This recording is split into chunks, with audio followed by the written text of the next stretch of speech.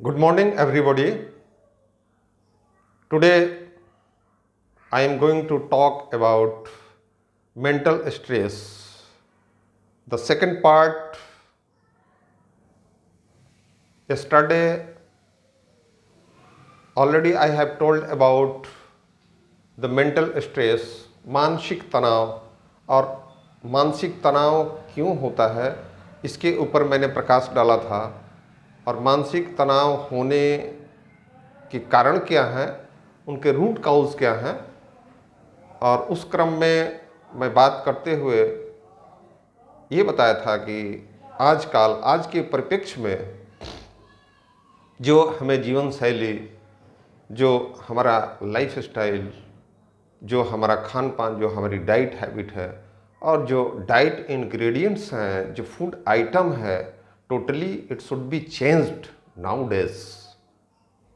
Before if you check 20, 25, 30 years before,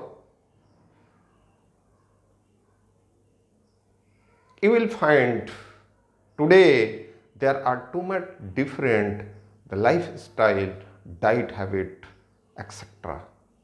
Because in our country India, the people, they belong to the villager side, they live in the village area, and at the time there was no that type of condition which is different between today and yesterday. Before 30 years ago, 30 वर्ष 25 वर्ष पहले भी आप जाते हैं, उससे भी थोड़ा मैक्सिमम मैं टाइम कहूँ 40 वर्ष, तो 40 वर्ष पहले आप इतिहास देखेंगे, भारतीय इतिहास उठा के, तो वहाँ पर विलेज लाइफ थी, ग्राम्य जीवन था। और ग्राम्य जीवन में इतनी आधुनिक तकनीकें विकसित नहीं हुई थी। Today we are going to modern science and our technology is too much developed day by day. अब मैं 5G में आ गया। अब सोचिए जरा, हम लोग 5G में आ गए हैं, तो कैसे 1G 2G और 5G 6G आ गया। तो ये इंटरनेट की दुनिया में इतना बड़ा विकास कहेंगे उसको, ये डेवलपमेंट और हमारी साइंस की जो अचीवमेंट है, ये अचीवमेंट 30 वर्ष 40 वर्ष पहले नहीं थी। तो 40 वर्ष पहले का इतिहास यदि हम टटोलते हैं तो हम देखते हैं कि ग्राम्य जीवन, शांतपूर्ण जीवन, सौहार्दपूर्ण जीवन, प्रेमपूर्ण जीवन, सहानुभूतिपूर्ण जीवन, दयापूर्ण जीवन, ये तमाम चीज़ें, ये तमाम कैरेक्टर लोगों में व्याप्त था। कारण क्या था? कारण ये था कि इतनी सुविधाएं नहीं थी, इतना सारा कम्युनिकेशन नहीं था, इतनी सिटी डेवलप नहीं हुई थी। यानी हम नेचुरल वे में प्राकृतिक संसाधनों के बीच में अपने जीवन को जीते थे। तो हमारे जो पूर्वज हैं वो इस तरह का जीवन जिए, जो कि पूरा नेचुरल वे में। अब देखिए उनका खान पान जरा, अब यूरिया, पोटास, इनऑर्गेनिक कीटनाशक, इनऑर्गेनिक फर्टिलाइजर ये नहीं था, ऑर्गेनिक का प्रयोग होता था। और ये ऑर्गेनिक क्या थी? पशुधन था, खरपतवार, घास फूस। अभी भी आप साउथ इंडिया में चले जाएं तो साउथ इंडिया में, केरल के क्षेत्रों में कई जगह ऑर्गेनिक खेती होती है। हमारे नॉर्थन इंडिया में भी कई एग्रीकल्चर जो फार्मर्स हैं वो उसमें एग्रीकल्चर ऑर्गेनिक कीटनाशक और ऑर्गेनिक फर्टिलाइजर का प्रयोग करके जैविक खेती की जाती है। तो ऑर्गेनिक और इनऑर्गेनिक में डिफरेंस ये है कि ऑर्गेनिक जो है अपने विशुद्धतम रूप में है, वो प्योर नेचुरल है, और इनऑर्गेनिक केमिकल के द्वारा जो फर्टिलाइज करके, जो इनऑर्गेनिक द्वारा फिल्टर करके और इन ऑर्गेनिक सिस्टम के द्वारा, प्रोसेस के द्वारा, प्रोसेसाइजिंग करके जो हमारा फर्टिलाइज़र, जो हमारा कीटनाशक, जो भी चीज़ें तैयार होती हैं और जिनके माध्यम से कृषि में उसका बहुतायात उपयोग होता है, इस उपयोग के द्वारा जो उत्पादित, जो हमारा अन्न का, फल का, सब्जियों का, जो भी हमारे खाद्यान्न का भंडारण है, इस भंडारण का, इसका उत्पादन उस इनऑर्गेनिक केमिकल फर्टिलाइज़र, कीटनाशक के द्वारा होता है, जो कि मैंने कल बताया था इसके प्रीवियस एपिसोड में कि किस तरह से ये इनऑर्गेनिक फर्टिलाइज़र, इनऑर्गेनिक केमिकल हमारे स्वास्थ्य के लिए कितना हानिप्रद है। तो इस क्रम में मैं आपको आगे ये बता रहा हूँ कि इसको हम कैसे मैनेजमेंट करें और किस तरह से व्यवस्थित करें। इस व्यवस्था के क्रम में मैं आज इसकी बात करूँगा। तो मैं थोड़ी सी प्रीवियस लाइफ की बात करी कि थोड़ा सा 30 वर्ष 40 वर्ष पहले जब आप चले गए, उसमें आपने क्या पाया? उसमें आपने ये पाया कि किस तरह से हमारे जो पूर्वज थे 30 वर्ष 40 वर्ष पहले, वो किस तरह से नेचुरल वे ऑफ लाइफ जीते थे, शुद्ध जल। अब पानी का भी स्थिति क्या है? अभी इन क्षेत्रों में, विशेष करके कई क्षेत्रों में आर्सेनिक जैसा पॉइजनियस पानी भी दूषित हो चुका है। तो उसमें आर्सेनिक है, इसके अलावा मीथेन है, कई तरह की केमिकल्स जो है, जो हार्मफुल केमिकल्स है, ये सब चीज़ें जो है पाई जा रही हैं। तो इसके बदले में मिनरल वाटर आया, फिल्ट्रेशन की व्यवस्था की कि वाटर को कैसे फिल्टर किया जाए, डिसइंफेक्टेड किया जाए, जीवाणु मुक्त किया जाए। ये सब कैसे आ गया? कहीं ना कहीं हमारे जल स्रोतों में कमियां आ गई और ये जल स्रोत भी टॉक्सिक से नहीं बचा, इसकी भी टॉक्सिसिटी बढ़ी और ये जो प्योर था इसे अनप्योर हमने ही किया, हम लोगों ने ही अनप्योर किया। अब जैसे गंगा की सफाई की बात होती है, नदियों की सफाई की बात, जो चीज़ खुद में स्वच्छ है, साफ है, उसे साफ करने की क्या ज़रूरत है? लेकिन हमारी प्लानिंग कैसे है कि गंगा को साफ करो, ये प्रोजेक्ट वो प्रोजेक्ट, दुनिया भर का गवर्नमेंट के प्रोजेक्ट चलते रहते हैं। भाई जो चीज़ स्वच्छ है उसको हमने अस्वच्छ बना दिया, अनप्योर बना दिया। तो उसकी स्वच्छता बरकरार रखने के लिए, उसको फिर से पुनः स्वच्छ करने के लिए, रीस्टेबलाइज करने के लिए एकमात्र ये है इसमें कि आप जल स्तरों को, नदियों को, जलाशयों को, जिस भी जल क्षेत्र को आप गंदा करते हैं एनी हाउ, उस गंदगी को आप प्रिवेंट कर दें, रोक दें। अब कोई भी मास्टर प्लान नहीं है, ड्रेनेज की मास्टर प्लान नहीं है, ड्रेनेज कहाँ किया जाए और फिर उस ड्रेनेज पानी का फिर से उसका फिल्ट्रेशन करके एग्रीकल्चर में हम किस तरह से प्रयोग करें, इसका कोई मास्टर प्रोजेक्ट है नहीं, मास्टर प्लान है नहीं। तो दिक्कत ये होती है कि ये जो शहरों की गंदगी, फैक्ट्रियों से निकला हुआ केमिकल, ड्रेनेज के माध्यम से जो हमारी नदियों में, चाहे वो गंगा हो, जमुना हो, सोन हो, जो भी नदी हैं, ये भारतवर्ष की नदियाँ, इन नदियों में ये जहरीला पानी, ये जहरीला कचरा उसमें जाता है और जिसके चलते वो नदी का जो जल है वो गंदा हो जाता है, वो विषाक्त हो जाता है। और फिर उसकी हम सफाई करेंगे, यानी स्वच्छ जल में हम गंदगी डाल के फिर उसका सफाई करेंगे, ये है। अब सोचिए जरा आप, ऐसा होता है क्या? बिल्कुल नहीं, ये बिल्कुल ही गलत बात है। गंगा स्वच्छ अभियान, गंगा स्वच्छता अभियान क्या है भाई? गंगा स्वच्छ थी, गंगा स्वच्छ है, हमने उसको गंदगी कर रखा है। अब उसमें गंदा पानी जो डाल रहे हैं, हमने वेस्टेज को उसमें ड्रॉपिंग कर रहा है, उसमें जो कचरा है, जो गंदगी है, उस गंगा में गंदगी को डालना बंद कर देंगे तो ऑलरेडी गंगा साफ है। तो जहाँ जहाँ गंदगी फैलाई जाती है, जहाँ से गंदगी जाती है, उस जल को हम स्वच्छ रखने का सबसे बड़ा हमारी जो भूमिका है ये है कि सरकार द्वारा, पब्लिक द्वारा इन चीज़ों पर ध्यान देते हुए कि गंदगी को रोक दिया जाए, गंदगी की अलग व्यवस्था, यानी गंदे पानी का जो बहाव है, जो गंदगी कचरा जो जाता है नदियों में, उस गंदगी को कहीं जाके उसका विसर्जन कर दें और उससे फिर जो है कि उसको रीफिल्टर करके और फिर उसको हम एग्रीकल्चर में उपयोग कर सकते हैं, जो भी है वाटेवर। लेकिन हमारी जो गंगा है, जो हमारी नदियां हैं, जल स्तर हैं, वो गंदा होने से बच जाएगा। तो सबसे महत्वपूर्ण चीज़ है कि हमें किसी चीज़ को गंदा करके साफ करने की ज़रूरत नहीं है, चूँकि ये हमारा टॉपिक नहीं है, लेकिन मैं बता रहा हूँ क्योंकि हमारे टॉपिक में ही आता है, already including under this topic. मैंने बताया था कि स्वास्थ्य एक बहुत विशाल शब्द है, और विशाल शब्द ही नहीं है, इसका विशाल अर्थ है। स्वास्थ्य शब्द कहने से आप ऐसा नहीं समझे कि स्वास्थ्य बहुत एक छोटे इस दायरे में, स्वास्थ्य में सारा आयाम आ जाता है, क्योंकि हेल्थ इज वेल्थ, पहला सुख निरोगी काया, ऐसा कहा। क्यों?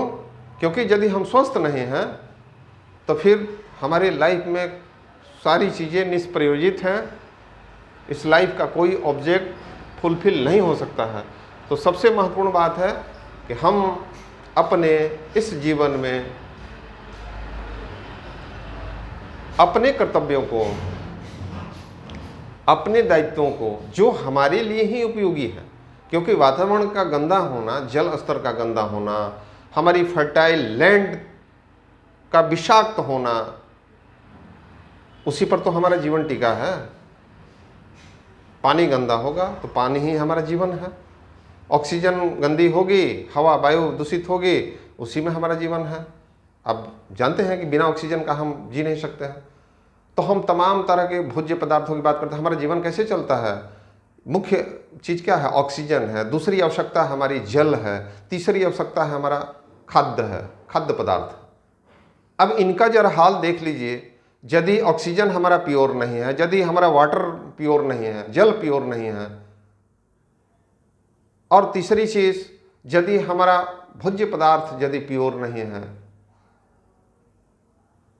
पोषण युक्त नहीं है, फुल ऑफ न्यूट्रिशन नहीं है, तो फिर हमें कहाँ कार्य करने की जरूरत है? फिर हम कैसे स्वस्थ जीवन की परिकल्पना कर सकते हैं? तो तीनों स्तर पर ये तीनों बहुत महत्वपूर्ण है। फर्स्ट इज दैट ऑक्सीजन, यानी एयर, जो हमारे वातावरण की एयर है, जिसे हम ऑक्सीजन इनहेल करते हैं। ये ऑक्सीजन हमारी जीवन ऊर्जा, सबसे बड़ी जीवन ऊर्जा है, क्योंकि श्वास को बंद करके आप ऑक्सीजन न लेंगे तो फिर मृत्यु हो जाएगी तुरंत। 1-1.5 मिनट के बाद जो है दिक्कत हो जाएगी। यानी पहला रिक्वायरमेंट है इस जीवन को जीने के लिए, वो है ऑक्सीजन, एयर। तो एयर में जो ऑक्सीजन है, this is the first requirement. And second thing is survival for the life, also water. And third is thing food. You can say the grain, vegetable, fruits. There are the different kinds of name, which is the food ingredients. That is called food ingredients. That means आपका भोजन, उसमें अन्न, उसमें फल, उसमें सब्जियां, जितने तरह के खाद्यान्न हैं, इन खाद्यान्न का जिनका उत्पादन इस फर्टाइल लैंड में होता है, जो हमारी भूमि पर पैदा होता है, जहाँ पर हमारा जीवन है, ये this is the third important thing for survival of our life, not only for our life. All the creatures, all living beings, उसमें जूलॉजी भी आ जाएगी, पूरा जंतु विज्ञान भी आ जाएगा।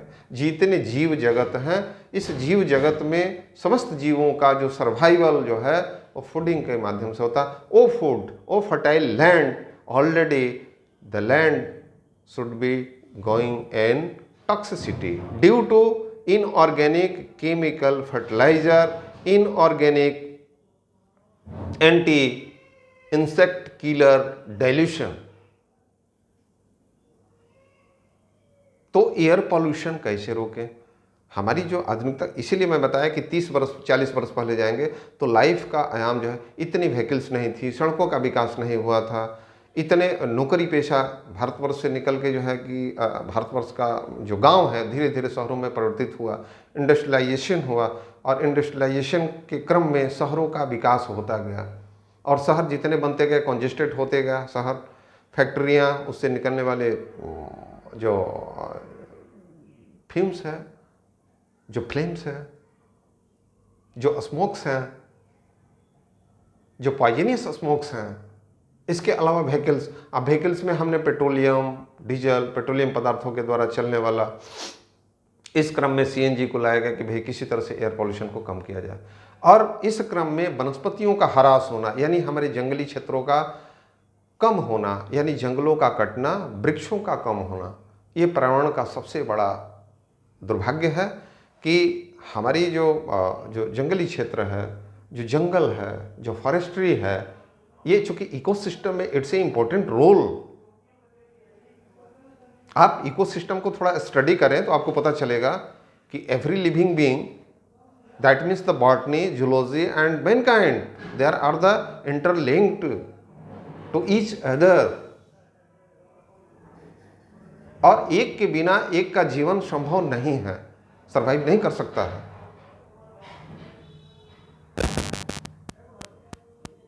It not be possible. एक को हटा दीजिए, बॉटनी को हटा दीजिए तो जूलॉजी नहीं बचेगा, जूलॉजी को हटा दीजिए तो आपका ह्यूमैनिटी नहीं बचेगा, मैनकाइंड नहीं बचेगा। तो ये ब्रह्मांड जो है समग्रता में है, क्योंकि इसमें जितने समस्त ग्रह नक्षत्र, पृथ्वी भी तो एक ग्रह है, सूर्य ग्रह है, जुपिटर हमारा ग्रह है, वेनस ग्रह है, और कैसा ये प्रकृति ने या जो भी संरचना, जिस शक्ति ने, जिस महाशक्ति ने इसकी संरचना की है, इस संरचना में इतना सुंदर समन्वयित और इतनी सारी व्यवस्था है, जैसे कि सॉफ्टवेयर है एक कंप्यूटर का, उस कंप्यूटर में सारा एक सिस्टम दिया गया है, वो सिस्टम वर्क करता है, उस वर्क के माध्यम से हम स्पेसिफिक किसी भी तरह के वर्क का आउटपुट ले सकते हैं, और ये हम आउटपुट लेते हैं, और इस क्रम में, इस सीक्वेंस में ये चीज़ें चलती रहती हैं। तो मैं ये बता रहा था कि किस तरह से वो जीवन था, अभी का जीवन कैसा है। तो विज्ञान हमारा नित्य नवीनतम रूप से विकसित होते जा रहा है, और इस विकास धारा में किसी चीज़ का किसी तरह का लाभ है तो उसके कुछ साइड इफ़ेक्ट हैं, उसके कुछ हानि भी हैं। तो किसी भी आविष्कार के पीछे, किसी भी क्रिएशन के पीछे, कोई भी नई टेक्नोलॉजी, कोई नई साइंस, कोई नई टेक्निक यदि हम विकसित करते हैं, उस विकास में हमें ये ध्यान रखना होगा कि इसका एडवर्स साइड इफेक्ट बहुत गंभीर ना हो, जो जीवन के लिए काफ़ी कष्टकारी हो। इसका ध्यान रखना बहुत ज़रूरी है, और इस तरह से यदि हम अपने विज्ञान और टेक्नोलॉजी का यूटिलाइज करेंगे तो हमारा जीवन ज़्यादा से ज़्यादा बेहतरीन हो पाएगा। अब जैसे मैं बताया था कि फर्टाइल लैंड जो है, उसमें हमने इनऑर्गेनिक केमिकल को डेवलप करके उसमें डाला। यूरिया कहाँ से आया, पोटास कहाँ से आया, इनऑर्गेनिक केमिकल कहाँ से आया, जो कीटनाशक। उसके जगह में हम नेचुरल कीटनाशक, नेचुरल फर्टिलाइज का प्रयोग क्यों नहीं करते, क्यों नहीं उसकी मैन्युफैक्चरिंग होती है, क्यों हम इनऑर्गेनिक के पीछे पड़े हुए हैं। तो यदि इनऑर्गेनिक से ही हमारा फर्टाइल लैंड जो है, यदि हम विष युक्त यदि आहार हम उत्पादन करेंगे तो हमारे समस्त जीवों के लिए वही मिलेगा, और वो हमें बीमार करेगा, तो फिर स्वास्थ्य हमें कहाँ से मिलेगा। और इस स्वास्थ्य में मैंने बताया कि mentally, physically and spiritually that person is called the healthy person, यानी मनस, शारीरिक और आत्मिक तीनों दृष्टिकोण से जो व्यक्ति परिपूर्ण 100% यदि अपने को पूरे प्रसन्न और बिल्कुल ही वेलनेस महसूस कर रहा है, उसको ही हम स्वस्थ व्यक्ति कहेंगे। तो इसमें मैंने कहा था कि स्वास्थ्य जो है, स्वास्थ्य एक जो शब्द है ये बड़ा विस्तृत शब्द है, और स्वास्थ्य के अंदर सारी चीज़ें इंक्लूड हो जाती हैं, बहुत बड़ा विशाल इसका ये भी वीडियो लंबी होती जा रही है, इसलिए मैं अभी स्टॉप करूंगा। अभी के लिए इतना ही। नेक्स्ट फिर इसके ऊपर थर्ड पार्ट में मैं और आगे इसकी चर्चाएं मैं करूंगा। I will try to discuss about the root causes, how the mental states affected our physiological body or physic and why it should be happen, what is the root cause, how we should prevent it, and we will get the happiest life. तो हमारा life मुस्कुराता हुआ आनंदित जीवन कैसे प्राप्त होगा, और हम एक स्वस्थपूर्ण जीवन कैसे हेल्दी वेल्दी 120 ईयर्स, अब देखते हैं 40-50 ईयर्स में जाके लोग तकलीफ में आ जाते हैं, उनको डायबिटिक हो गई, शुगर हो गया, इंडोक्राइन डिसऑर्डर हो गया, there are so many problems nowadays due to there are the abroadly concept, and there are required to work in the different way, in the different dimension, so then we can get the complete health. So thank you. Today I will meet further next video.